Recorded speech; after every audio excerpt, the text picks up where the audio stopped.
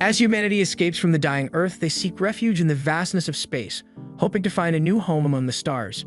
Finally, after many long years, they stumble upon a paradise, Avalon, where they hope to advance as superior species by making galactic alliance.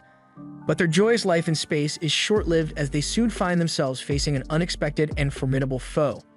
From out of nowhere comes the Hideaus, mysterious and absurd creatures that threaten mankind's survival in space. In order to protect their newfound home and ensure the continuation of their kind, humanity is forced to fight Hideaus' relentless attacks by unleashing an arsenal of weapons, including the legendary machine Caliber, Chamber, and a legion of heroes. As the battle rages on, the fearless second lieutenant soldier Leto of Kugel's squad charges into the fray to attack the Hideaus' nest and vanquish the extraterrestrial threat once and for all. Despite the valiant effort put forth by the human soldiers, the Hideaus stands resolute, impervious to their attacks. Faced with no other option, the humans are forced to retreat to safety. Kugel, the squad leader, wastes no time in giving orders for his soldiers to evacuate the area, but as Leto makes his escape, the Hideaus launches a sudden attack, causing him to become separated from his squad. Helpless, Leto plummets into the black zone of space and gets unconscious.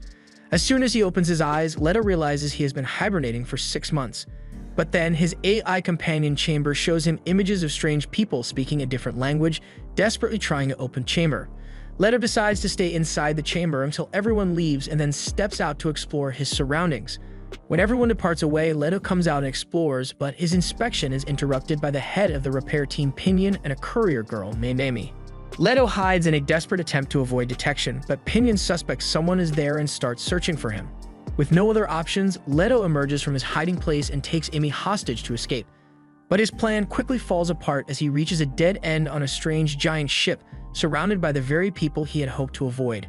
Feeling trapped and helpless, Leto turns to Chamber for help, which by analyzing the surroundings informs Leto that they are on planet Earth. This realization of being on a planet he never thought existed anymore astounds and perplexes him.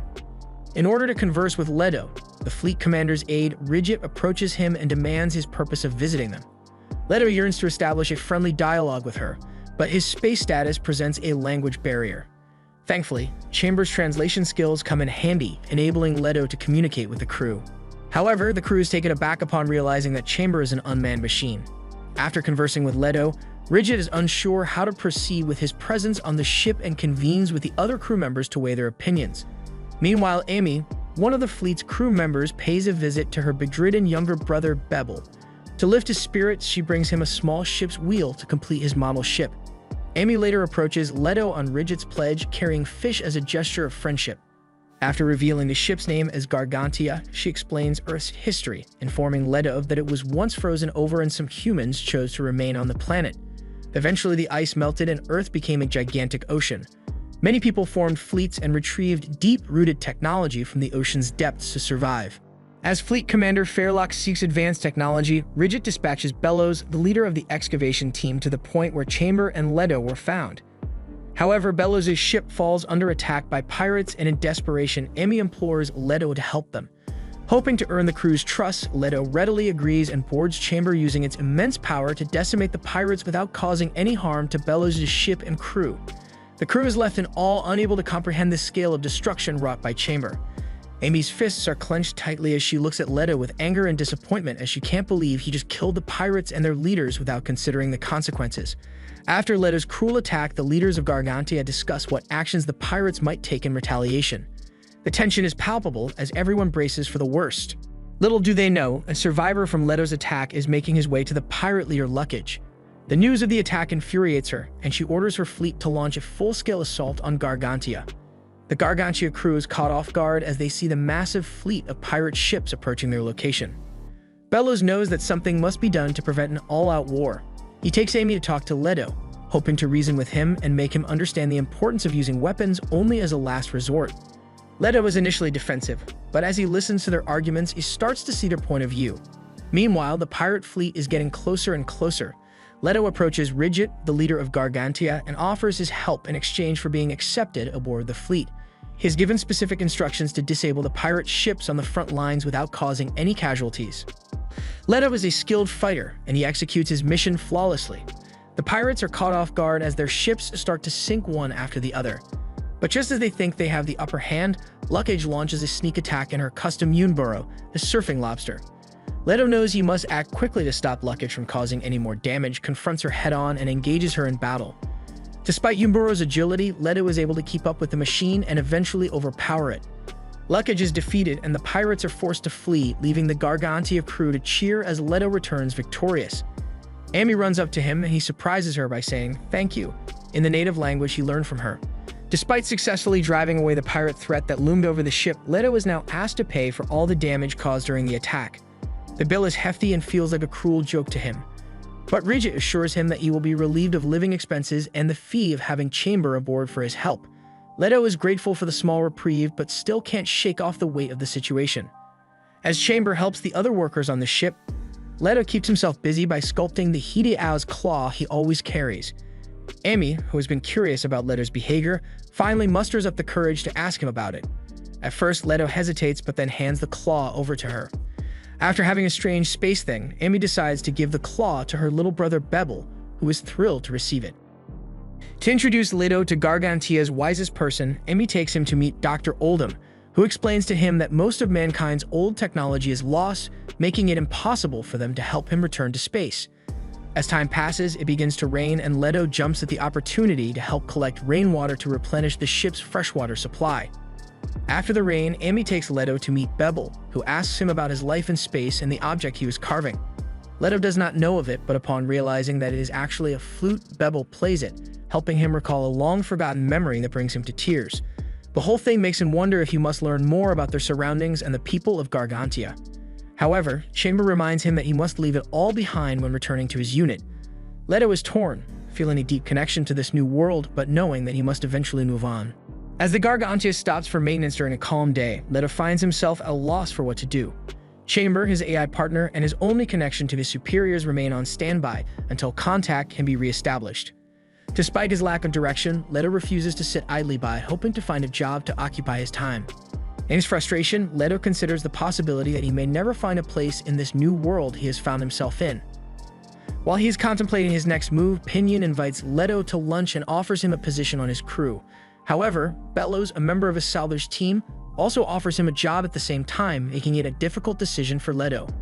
After some consideration, Leto decides to join Bellows' team, but not before getting caught up in a rather amusing misunderstanding.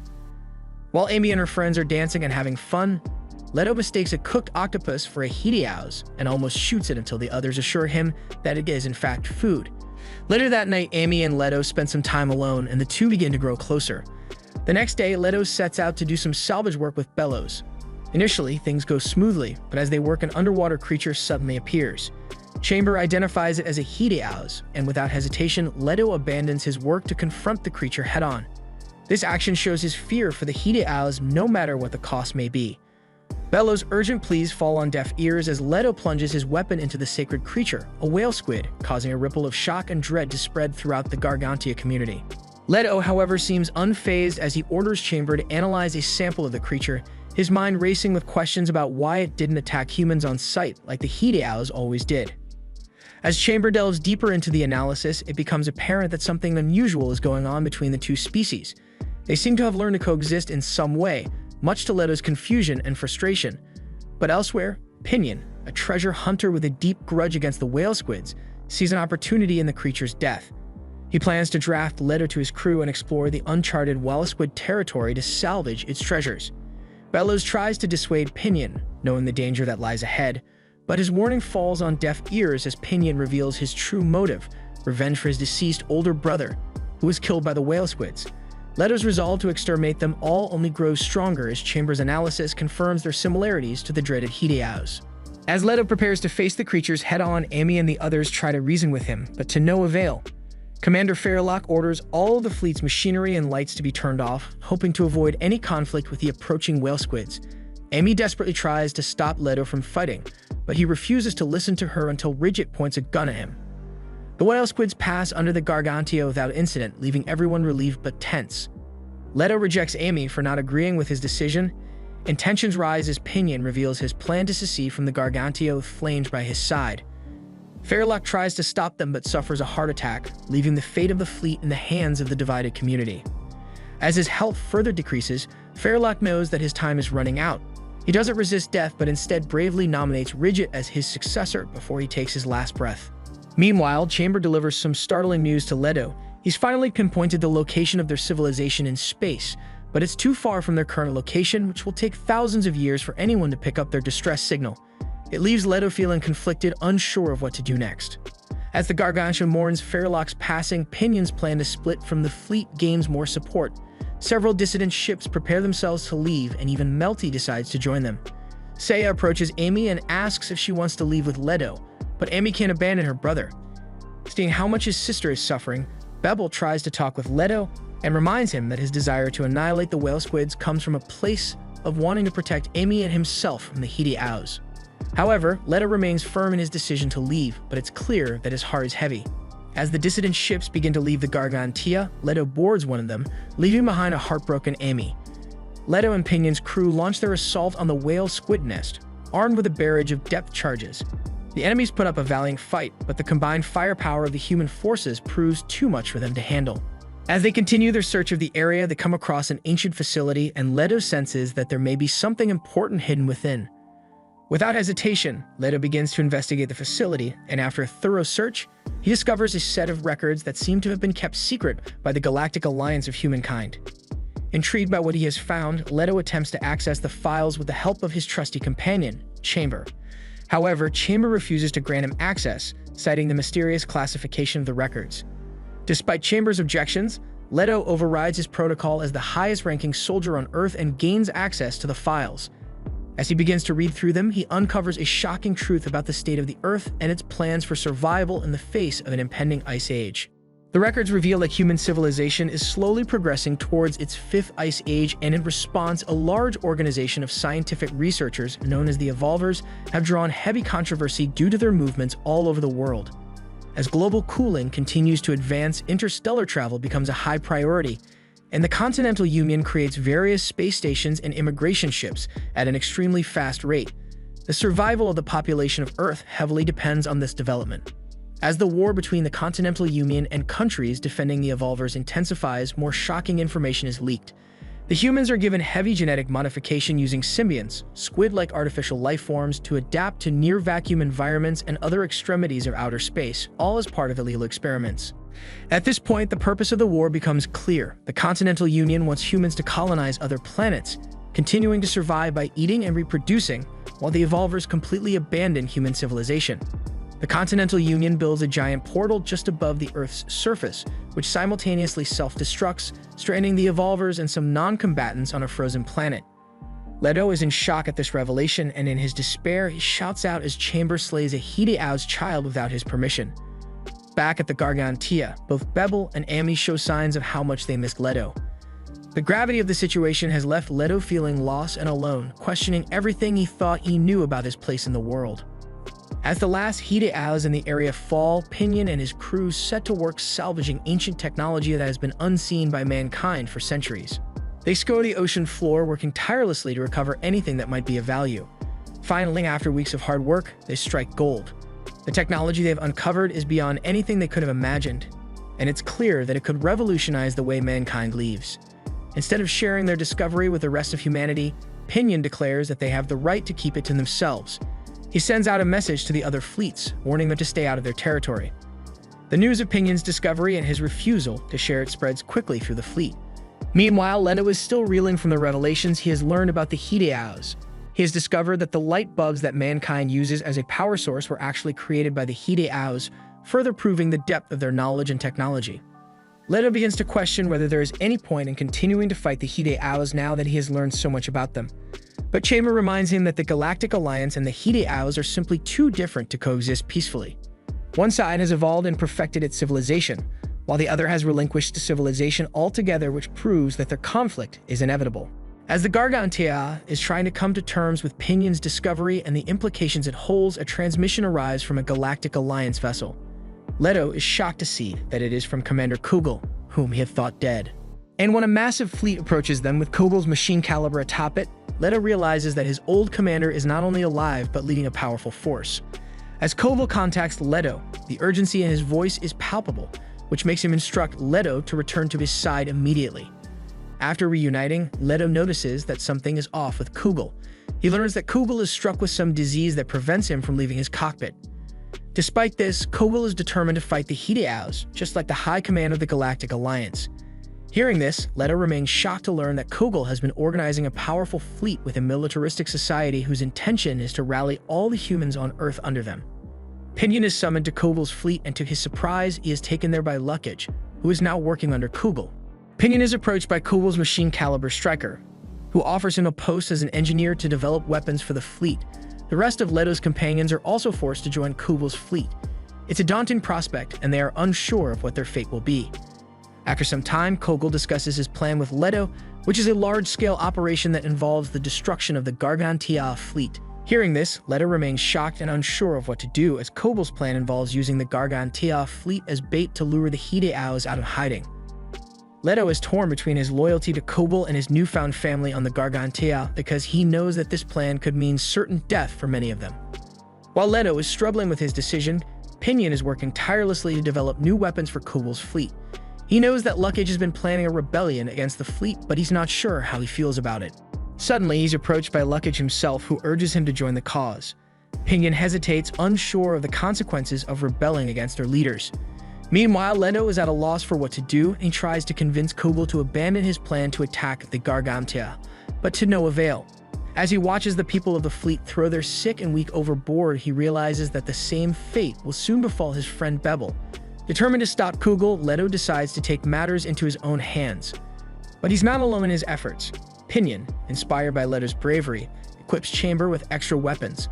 Luckage and Flange make preparations for the impending uprising, while Melty is tasked with delivering a message to the Gargantia about Kogel's attack. Exhausted from her journey, Melty is rescued by Amy, who, after knowing everything, becomes determined to help Leto in any way she can. After being informed of Kogel's attack, the crew of the Gargantia faces a difficult decision. They have to abandon the fleet as Leto recommended, but Amy urges them to do something to help Leto. Also, Oldham suggests that Ridget make use of the special key that Fairlock entrusted to her. As the rebellion begins, Leto and Pinion's crew fight against Kogel and his soldiers. Luckage leads the pirates in an attack on the fleet and spreads chaos. But Leto remains focused, determined to stop Kogel. Leto and Kogel fight, but Stryker is clearly the superior machine, as it easily overwhelms Chamber in speed and firepower. Pinion fires another shot from a cannon, giving Leto enough time to grab on to Stryker and then maximize his generator and rams Stryker into a tower. Leto opens the cockpit of Stryker to find Kogel, who has been dead the entire time. Stryker reactivates and flies off. Leto falls but is caught by Chamber, as they pursue Stryker, who is revealed to be the one giving the orders the entire time. Stryker turns with open cockpit and tells Leto that his resistance is without meaning. Stryker claims that it was following Kogel's instructions after his death and eventually reached the conclusion that to assure stability to the fleet, it was necessary for the humans to view it as their god. Both Leto and Chamber reject Stryker's offer to join its side and decide to destroy it. While the three engage in a heated debate, Amy appears, telling Leto that he does not have to fight alone. Meanwhile, back at the Gargantia, Ridget uses a special key to activate an ancient mass driver stored inside the main ship, launching a barrage of attacks against the enemy fleet. After evacuating his crew aboard a salvage vessel, Pinion intends to destroy both the recovered relics and Stryker's followers, but he is saved at the last second by Luckage, who convinces him to abandon his plan. Leto merges his nervous system with Chamber's interface, exponentially increasing Chamber's capabilities but risking his life. In the face of this danger, Leto knows what he must do. Despite having lived a life of sacrifice as a soldier, Leto's deepest desire is to survive and live with Amy. After a grueling battle, Chamber relieves Leto from his duty and ejects him to safety before destroying Stryker in a suicide attack. Sometime later, Leto becomes an experienced excavator in the whale squid territory and is now in a loving relationship with Amy. While exploring the ocean, they discover whale squid larvae attached to Chamber, reminding them of the events that led them to this moment. As they continue their journey, Leto knows that the path ahead will be challenging, but with Amy by his side, he is ready to face whatever comes their way.